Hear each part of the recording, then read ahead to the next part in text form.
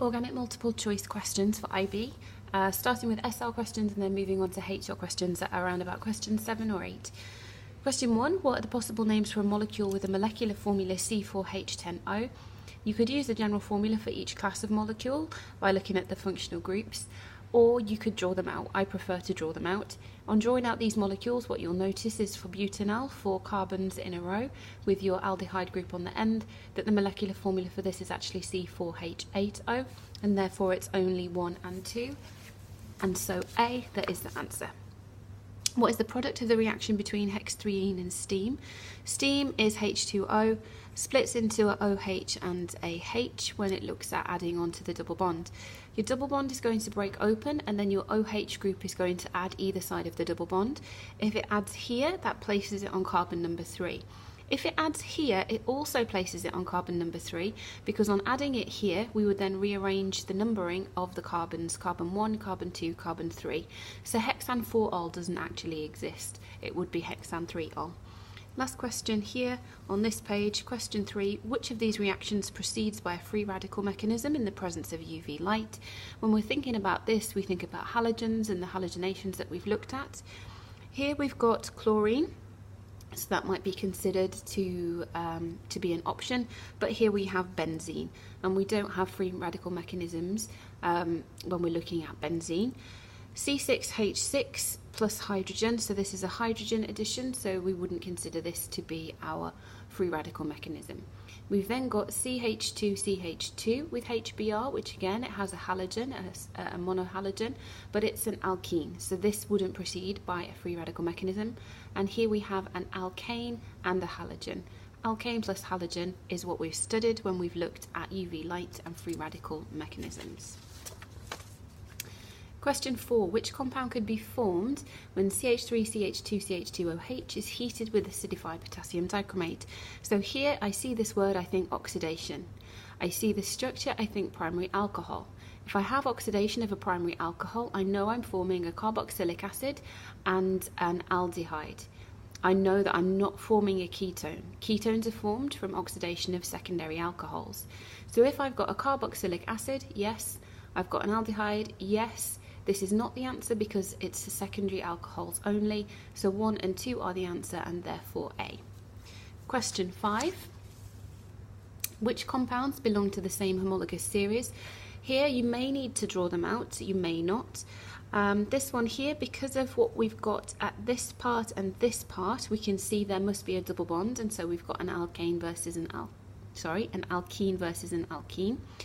Here we've got an OH on the end, we've got an alcohol, and we've got an oxygen in the centre. So this is not an alcohol, so these are the two groups that we've got present. We've then got C, which has got a CH group, implying that we've got a double bond and an alkene. And then we've got something that's fully saturated, so therefore an alkene versus an alkane. And here we've got our CO, representing a ketone, and our O more centrally looking at our ether. So the only one where we've got two of the same substance is A, alkene and alkene. The name of this compound using IUPAC rules: put a pen on the paper. Find the longest chain that you possibly can without removing your pen from the paper. When you need to remove your pen from the paper, any additional groups are then alkyl groups. 4 represents the number of carbons that we have in a straight chain. What we have therefore must be bute. Bute and bute both appear here. It cannot be A, it cannot be B. These ones probe 3 carbons. This is 1, 2, 3, 4. This is not a separate alkyl group, this is part of the main chain. When we look at the main chain, the functional group is here, so we represent this as carbon number 1, 1, 2, 3. The methyl group that we have attached is on carbon number 3, and therefore 3-methyl-butanoic acid is what we will have, because this here is our carboxylic acid group. This bit gives us the oic acid, 4 gives us the bute, methyl is from this methyl group, and 3 because it's attached to carbon number 3.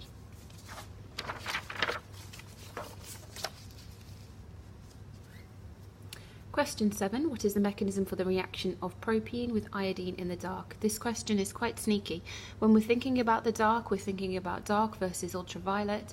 Thinking ultraviolet, we think free radical mechanisms. But actually, because we've got propene, it's an alkene. Alkenes undergo electrophilic addition reactions. This part here is not actually relevant. Question 8, take your polymer, find a repeat unit, circle it, remove it from the polymer, add in a double bond, remove the end bonds, and that is your unit. So here I've got my double bond between the two carbons, my CH3 and my CH3. Double bond between the two carbons, my CH3 and my CH3. Then, like we did on one of the previous questions, I do my numbering, carbon 1, carbon 2, carbon 3, carbon 4. Wouldn't matter if it was carbon 1, carbon 2, carbon 3, carbon 4. Both of them would give us the same answer. Here we have the double bond attached to carbon number 2. So we're going to have a 2-ene. And we have 4 carbons in a row. So that tells us it's a bute. So but-2-ene is what we have. We then have question 9, looking at EZ isomerism. It's EZ and not cis-trans because here we're looking at sizes of groups as opposed to actual groups. The name of the compound using IUPAC rules. Pen to paper, 1, 2, 3, 4, 4 in a row. 4 in a row means that it must be but. That tells us it must be A or B. It cannot be these, eth, because we have 4 carbons in a row. We then need to select from A and B. Here I've indicated the size, the masses of my groups, so 1, 29, 35.5 and 80. With EZ isomerism, what we are looking at is the size, or the mass, of the groups in comparison to each other. One of these is priority 1, one is priority 2, the priority being determined by the mass of the molecule. This is going to be priority 1 because it has the higher mass out of these 2 substances that are attached to this carbon, which is in the double bond. The other carbon, which is attached to the double bond, has this group at 29 and this group at 1. This is the number 1 priority out of these 2 groups. Priority 1 and priority 1 are on the same side. They are together, which is zusammen. Zusammen meaning together in German. So Z, 1 bromo, 1 chloro, but, 1 ene. Question 10, which molecule contains a chiral carbon? Here the easiest thing to do is to draw them all out. From quickly looking at it, you can see that this one here can't be correct because they all have multiple hydrogens. Every carbon has multiple hydrogens and therefore has 2 of the same group on the carbon. It cannot possibly have a chiral carbon. From there you only need to draw out 3. This saves you time. I can see here, just at a glance, that I've got carbons that are attached to different groups. So if I draw them out, I have structures A, which has 2 groups that are the same. I have structure C, 2 groups that are the same. And I have structure B, which has 1, 2, 3, 4 groups that are all completely different. So this is my chiral carbon, and the answer therefore is B. Question 11 is an AO1 question. This is something that you need to know. Question 12. We've got benzene in both of these. Benzene isn't the direct focus of both of those mechanisms. In this one, we are focusing on the benzene. We're looking at having something here, the chlorine attached to the benzene. Benzene is an area of high electron density, so the reaction mechanism is going to involve electrophiles, something that is attracted to, likes, loves electron-rich areas. So electrophilic would give us our indication for reaction mechanism A. That's the only option. In this one, the tricky thing is that you see the benzene and again you're thinking of electrophiles. It can't be electrophilic in this case because the part of the molecule that we're looking at is actually nothing to do with the benzene. We're looking at the CH3 turning into CH2Cl.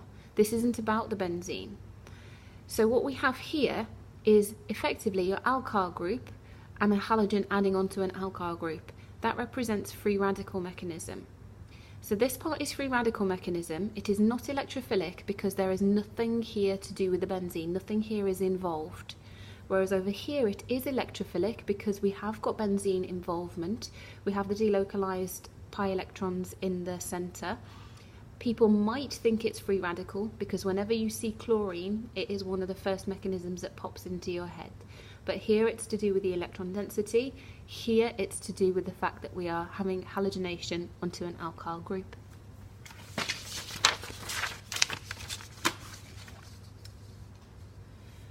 Question 13, I've annotated with my thoughts when I first see the reaction progressing. This is an alkene.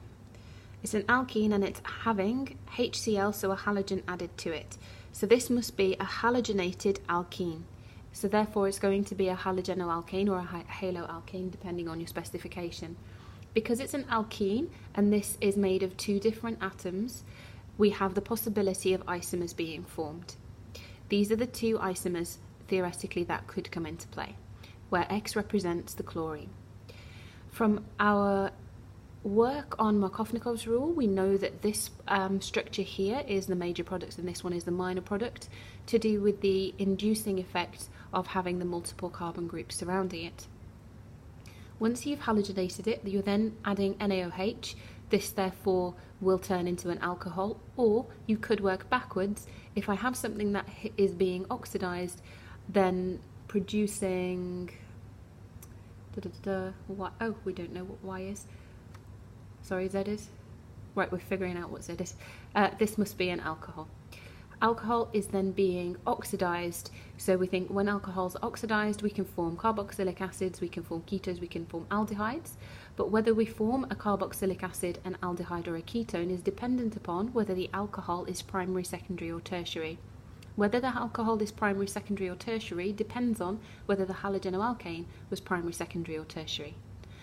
And whether this is primary, secondary, or tertiary depends upon the isomer that is most likely to form as the major product. So if this is the major product that is going to be formed for our halogen, then the halogen will be replaced by the OH, so now the X is indicating the OH group. And then we are undergoing oxidation. That means that this part here is where the oxidation is going to present itself, leading to a double bond oxygen here, and therefore we would produce a ketone. 14, which isomers exist as non-superimposable mirror images of each other? This is AO1, you just need to know it's enantiomers.